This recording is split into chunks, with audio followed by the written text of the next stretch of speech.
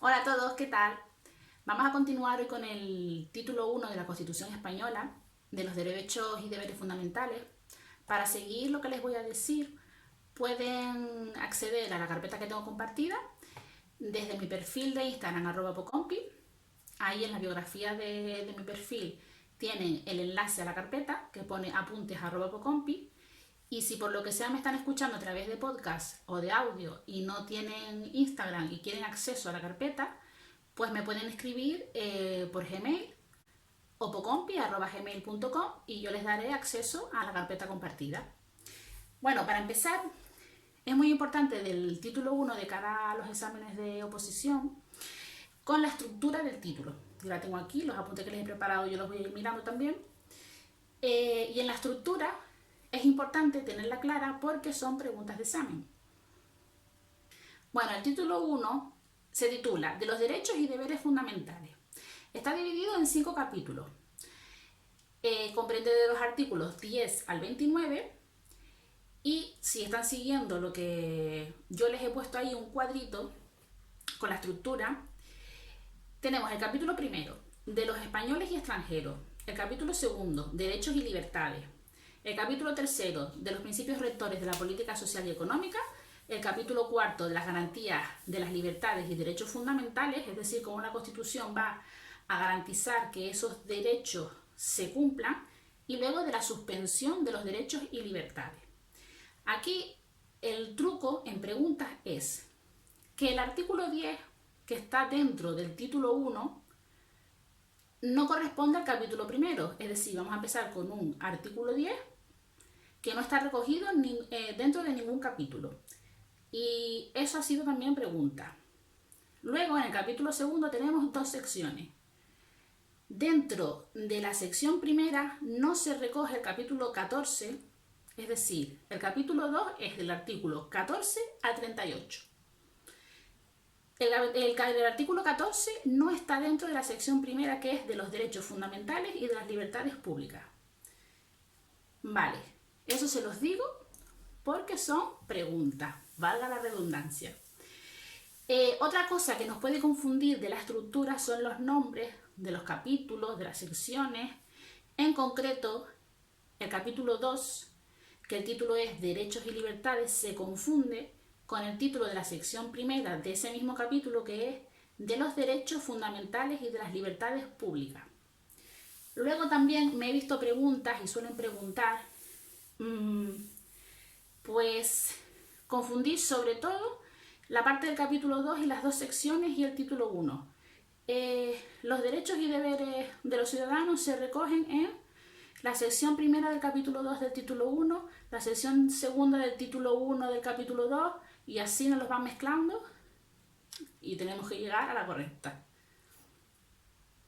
Bueno, sin enrollarme más, como tienen el cuadro, y no es más que coger la Constitución y darnos cuenta sobre todo de lo que les decía de ese artículo 10 y de ese artículo 14, de los nombres de cada capítulo, de cada sección y del título, voy a pasar más o menos rápido por todos los artículos porque creo que leyéndolos se entienden bastante bien. Hay otras partes de la Constitución que son un poco más complicadas y entonces vamos directamente al artículo 10, que está dentro del título primero, pero fuera de cualquiera de los 5 capítulos. El artículo 10 habla de la dignidad de la persona, los derechos inviolables que le son inherentes, el libre desarrollo de la personalidad, el respeto a la ley y a los derechos de los demás son fundamento del orden público y de la paz social. Las normas relativas a los derechos fundamentales y a las libertades de la Constitución, esto sí que es pregunta de examen, que se ha visto bastante, se interpretarán conforme a la Declaración Universal de los Derechos Humanos y los tratados y acuerdos internacionales sobre las mismas materias ratificadas por España. Esto se pregunta bastante. Ya dentro del capítulo primero, que empieza con el artículo 11, vamos a hablar en el artículo 11 sobre la nacionalidad española, que se adquiere, se conserva y se pierde de acuerdo a lo establecido por la ley. Esto también pueden confundirlo en preguntas por ley orgánica, por ley y así. Ningún español de origen puede ser privado de su nacionalidad, es decir, los que adquieran la nacionalidad de otra forma que no es por origen, por nacimiento, pueden ser privados de la misma, pues atendiendo a una serie de circunstancias. Y el Estado podrá concertar tratados de doble nacionalidad con países iberoamericanos o con aquellos que hayan tenido o tengan una particular vinculación con España. Estos mismos países, a cuando no reconozcan a sus ciudadanos un derecho recíproco, podrán naturalizarse los españoles sin perder su nacionalidad de origen. El artículo 12 dice que los españoles son mayores de edad a los 18 años. El artículo 13, los extranjeros gozarán en España de las libertades públicas que garantiza el presente título en los términos que establezcan los tratados y las leyes. Esas coletillas las subrayo porque se ven mucho en las preguntas. Solamente los españoles serán titulares de los derechos reconocidos por el artículo 23, salvo lo que atendiendo a criterios de reciprocidad pueda establecerse por tratado o por ley, para el derecho de sufragio activo y pasivo en las elecciones municipales. El sufragio activo, es decir, el derecho al voto cuando nosotros vamos a votar, y el sufragio pasivo quiere decir cuando el derecho a que nos voten a nosotros presentarnos y ser votados, ser elegidos. Este artículo, el 13 en concreto, el 13.2, fue objeto de reforma, fue la primera reforma que se hizo en la Constitución. Fue el 27 de agosto de 1992 y lo que hizo fue incluir la palabra y pasivo, es decir, que los extranjeros puedan ser votados, puedan ser elegidos en las elecciones municipales. La extradición, sigue diciendo el artículo 13, solo se concederá en cumplimiento de un tratado o de ley atendiendo al principio de reciprocidad. Quedan excluidos de la extradición delitos políticos. Esto también después del franquismo, ¿no? En el contexto en el que se hace la Constitución. No considerándose como tales los actos de terrorismo. Bueno, la extradición, aquí les puse la aclaración, no es más que un país cuando entrega a un posible delincuente a otro país para que en ese país sea juzgado. ¿Qué pasa? Que nos habla de que sea recíproco, de que haya reciprocidad en el país con el que tengamos ese acuerdo. También a la inversa, si ellos tienen algún delincuente que no tiene que ser juzgado por España, pues que también se dé la extradición. La ley establecerá los términos en que los ciudadanos de otros países y los apátridas podrán gozar del derecho de asilo en España. Una apátrida es una persona a la que ninguna nación le considera de su patria, por así decirlo, o sea, no considera ninguna nación que las leyes de su país sean aplicables a esa persona. Todo eso se regulará en España por ley. El capítulo segundo de los derechos y libertades. Aquí tenemos el artículo 14, que como les decía, está dentro del capítulo segundo, pero está dentro de la sección, está fuera, perdón, de la sección primera.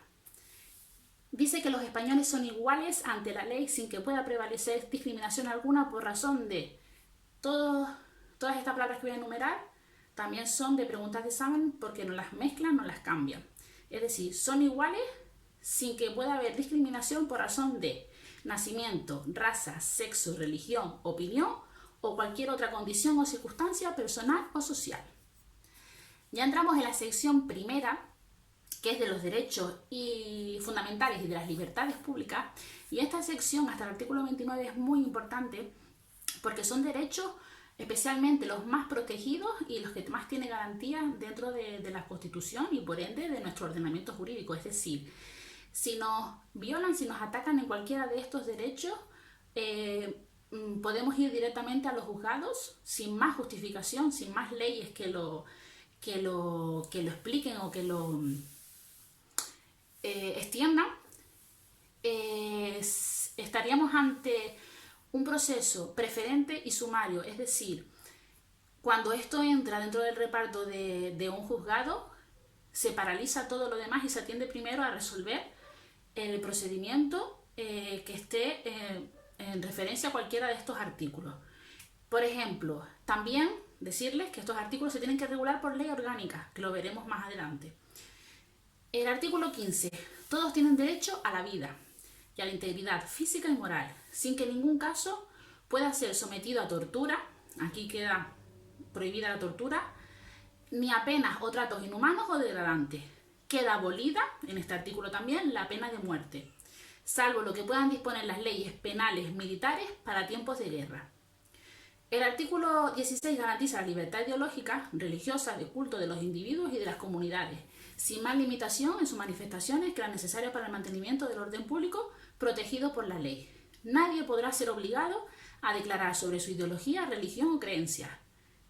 También aquí en el punto 3 dice que España es un Estado aconfesional.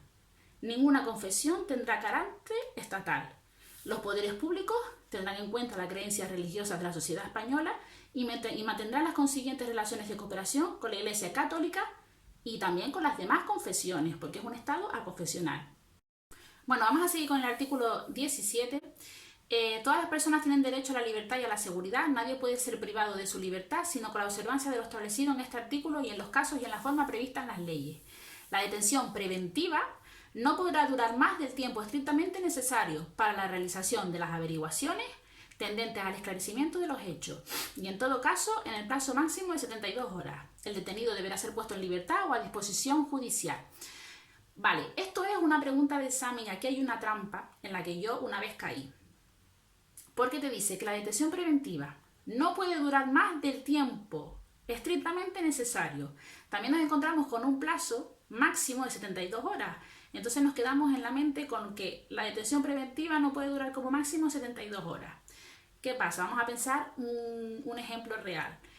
Una persona es detenida y para el esclarecimiento de los hechos hace falta 2 horas, 3 horas. No puede ser que porque nos apetezca pues lo dejamos ahí detenido en una comisaría 72 horas, porque hasta 72 horas tenemos de plazo máximo. No, la Constitución dice que no puede durar más del tiempo estrictamente necesario para el esclarecimiento y las averiguaciones de los hechos. Hay que tener cuidado de cómo nos preguntan esto de la detención preventiva, porque a veces es el plazo de 72 horas, pero otras veces es que no puede durar más del tiempo estrictamente necesario. Si nos dice cuánto puede durar como máximo, el tiempo estrictamente necesario. No hay que tener cuidado para no caer. Voy a intentar buscar la pregunta para ponérsela hoy, no, porque si no el vídeo se me va a hacer muy largo, pero se las pondré. No hay que confundir la detención preventiva, que es la que hacen los cuerpos y fuerzas de seguridad. Es decir, esa persona ha sido de forma preventiva detenida para luego ser puesta a disposición judicial, con la prisión provisional, que la prisión provisional es una medida cautelar que pone ya un juez, y a eso sí que dispone de todas las garantías en lo relativo a requisitos y presupuestos como el de la duración máxima. Vale, toda persona detenida debe ser informada de forma inmediata, según te están deteniendo, como se ve en las películas, te lo tienen que estar informando, y de modo que les sea comprensible de sus derechos y de las razones de su detención, no pudiendo ser obligada a declarar. Se garantiza la asistencia de abogado al detenido en las diligencias policiales y judiciales en los términos que la ley establezca. La ley regulará un procedimiento de habeas corpus para producir la inmediata puesta a disposición judicial de toda persona detenida ilegalmente. Asimismo, por ley se determinará el plazo máximo de duración de la prisión provisional, que es lo que les decía antes. Hay en la ley regula los plazos máximos de la prisión provisional, que no se tiene que confundir con el de 72 horas, son unos plazos bastante más largos. Y el tema del procedimiento de habeas corpus, pues bueno, cuando una persona considera que ha sido detenida de forma ilegal, tiene derecho a solicitar este procedimiento para que sea puesto de forma inmediata ante un juez. El artículo 18 es el artículo en el que se garantiza el derecho al honor, a la intimidad personal y familiar y a la propia imagen. Este derecho puede ser y se ve que colisiona a diario con el derecho de libertad de expresión que veremos más adelante, y ahí ya enlazaré los dos. El domicilio es inviolable, ninguna entrada o registro podrá hacerse en él sin el consentimiento del titular o resolución judicial, salvo en caso de flagrante delito. Esto también se ve mucho en los exámenes. Solo hay dos casos en los que se puede entrar en un domicilio, puede ser con permiso del titular o por resolución judicial, excepto si estamos ante un caso de que se está cometiendo in situ un delito. Entonces ahí sí que puede violarse el domicilio. Se garantiza el secreto de las comunicaciones y en especial las postales, telegráficas y telefónicas, salvo resolución judicial. Bueno, esto en el año 1978 pues se acostumbraba a comunicarse por postales, telegráficas, por teléfono. Ahora pues tenemos correo electrónico, WhatsApp, todo esto se extiende, ¿no?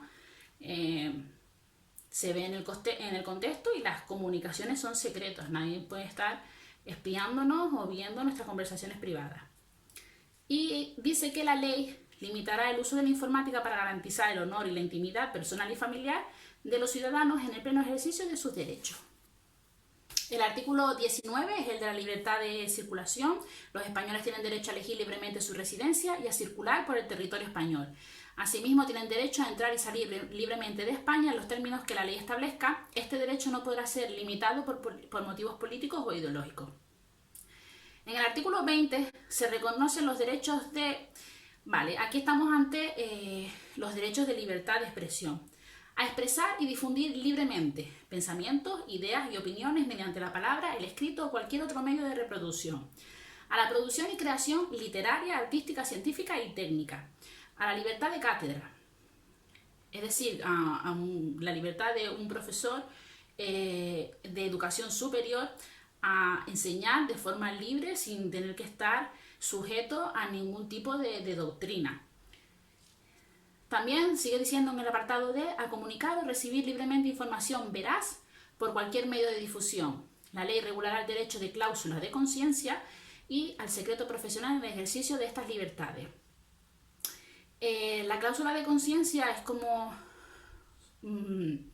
esto es para los periodistas o para los profesionales que informan, de que no tienen por qué dar una información o hablar sobre algo que va en contra de su código deontológico moral. El ejercicio de estos derechos no puede restringirse mediante ningún tipo de censura previa. Desde que entra en vigor la Constitución, se acabó la censura previa que sí había en la dictadura de Franco. La ley regulará la organización y el control parlamentario de los medios de comunicación social dependientes del Estado. En el punto 4, muy importante, es lo que les decía antes.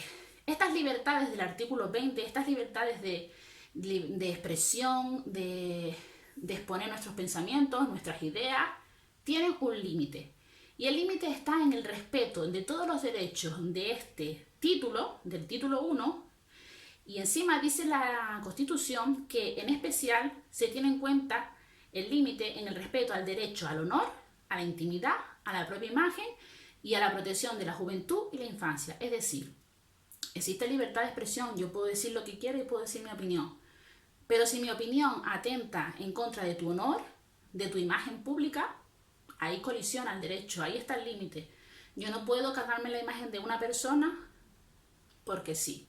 Y la Constitución lo ampara con la máxima garantía. Entonces hay que tener bastante cuidado hoy en día pues con las redes sociales, con lo que se dice libremente, con que veamos a alguien y nos haga gracia una cosa que esté haciendo y hagamos un vídeo, lo publiquemos, nos riamos de esa persona. Es una costumbre, es muy común en estos tiempos, pero es algo que es delictivo y especialmente protegido.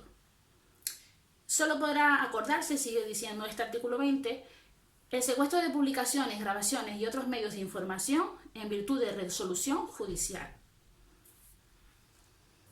El artículo 21 reconoce el derecho de reunión y a manifestarse de forma pacífica y sin armas. Y el ejercicio de este derecho, importante y pregunta de examen, no necesita autorización previa. Lo que necesita es, o lo que debe ser, es comunicado a las autoridades para poder proteger el orden público, y solo se pueden prohibir estas manifestaciones, estas reuniones cuando existan razones fundadas de alteración del orden público con peligro para personas o bienes. Es la única forma en la que se puede prohibir una manifestación o una reunión. El artículo 22 reconoce el derecho de asociación. Las asociaciones que persigan fines o utilicen medios tipificados como delito evidentemente son ilegales. Las asociaciones constituidas al amparo de este artículo deberán inscribirse en un registro a los solos efectos de publicidad. Esto también lo he visto yo en exámenes. Las asociaciones se tienen que inscribir en el registro para que sean públicas, para que se sepa las asociaciones que están constituidas. Solo podrán ser disueltas o suspendidas en sus actividades en virtud de resolución judicial y se prohíben las asociaciones que son secretas y las de carácter paramilitar. El artículo 23, que tiene relación con lo que veíamos antes en el artículo 13 en cuanto al sufragio activo y pasivo, habla del derecho de los ciudadanos a participar. Los ciudadanos tienen derecho a participar en los asuntos públicos directamente o por medio de representantes libremente elegidos en las elecciones periódicas por sufragio universal, es decir, los hombres y las mujeres ambos pueden votar, cosas que en años anteriores no era así. Asimismo, tienen derecho a acceder en condiciones de igualdad a las funciones y cargos públicos con los requisitos que señalen las leyes.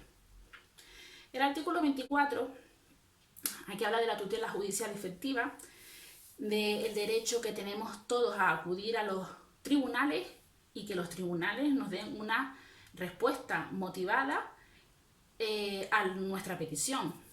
Todos tenemos derecho a obtener la tutela efectiva de los jueces y tribunales en el ejercicio de sus derechos e intereses legítimos sin que en ningún caso se puede dar indefensión. Siempre tenemos que tener un abogado, si no lo podemos permitir, pues uno de oficio que nos defienda. Asimismo, todos tienen el derecho al juez ordinario predeterminado por la ley. Al juez ordinario, ¿vale? A un juez imparcial, es lo que quiere decir. A la defensa y a la asistencia del letrado, a ser informados de la acusación formulada contra ellos, a un proceso público, sin dilaciones indebidas y con todas las garantías, a utilizar los medios de prueba pertinentes para su defensa, a no declarar contra sí mismos, a no confesarse culpables y a la presunción de inocencia. Todo esto es muy importante, muy preguntado en exámenes, y la ley regulará los casos en que por razón de parentesco o secreto profesional no se estará obligado a declarar sobre hechos presuntamente delictivos. Pues una confesión a un cura, por ejemplo, una confesión de una persona a su abogado que lo está defendiendo, una esposa y un esposo, o sea, marido y mujer. Son casos que están tipificados en las leyes para no tener que declarar obligatoriamente en contra de esa persona. El artículo 25 dice que nadie puede ser condenado o sancionado por acciones u omisiones que en el momento de producirse esos hechos pues no eran delito, falta o infracción administrativa, según la legislación vigente en aquel momento. Las penas privativas de libertad y las medidas de seguridad estarán orientadas hacia la reeducación y reinserción social y no podrán consistir en trabajo forzado. El condenado a pena de prisión que estuviere cumpliendo la misma gozará de los derechos fundamentales de este capítulo, es decir, los presos, por el simple hecho de estar privados de libertad, no quiere decir que pierdan estos derechos fundamentales de los que estamos hablando del título 1, los siguen teniendo, a excepción de los que se vean expresamente limitados por el contenido del fallo. Es decir, tenemos derecho a circular libremente, pues evidentemente un preso no puede circular libremente por España, está preso. Por el fallo condenatorio, como les decía, el sentido de la pena y la ley penitenciaria. En todo caso, tendrán derecho a un trabajo remunerado. Puedes estar preso y puedes trabajar desde la cárcel. Y a los beneficios correspondientes de la seguridad social, así como al acceso a la cultura y al desarrollo integral de su personalidad. Pues muchos aprovechan para sacarse una carrera, 2 o estudiar lo que quieran. La administración civil no podrá imponer sanciones que directa o subsidiariamente impliquen privación de libertad. Solo la jurisdicción penal es la que te priva de libertad. El artículo 26 prohíbe los tribunales de honor en el ámbito de la administración civil y de las organizaciones profesionales. Estos tribunales de honor eran aquellos que cuando se consideraba que una persona no cumplía con los estándares de honorabilidad de ciertos grupos, como por ejemplo, esto se usaba mucho en el ámbito militar, pues con ese tribunal de honor pues te podían expulsar de ese colectivo. Aunque la Constitución permite los tribunales en el ámbito castrense, en el ámbito militar, por ley también están ya no permitidos. Entonces, pero claro, para efectos de examen se prohíben los tribunales de honor según la Constitución en el ámbito de la administración civil y de las organizaciones profesionales. En el artículo 27 tenemos el derecho a la educación, todos tienen derecho a la educación, se reconoce la libertad de enseñanza. La educación tiene por objetivo el pleno desarrollo de la personalidad humana, el respeto a los principios democráticos de convivencia y a los derechos y libertades fundamentales. Los poderes públicos garantizan el derecho que asiste a los padres para que sus hijos reciban formación religiosa y moral que esté de acuerdo con sus propias convicciones. La enseñanza básica es obligatoria y gratuita. Esto en los exámenes también suele caer. ¿Qué enseñanza es gratuita y qué enseñanza es obligatoria? La básica. Los poderes públicos garantizan el derecho de todos a la educación mediante una programación general de la enseñanza, con participación efectiva en todos los sectores afectados y la creación de centros docentes.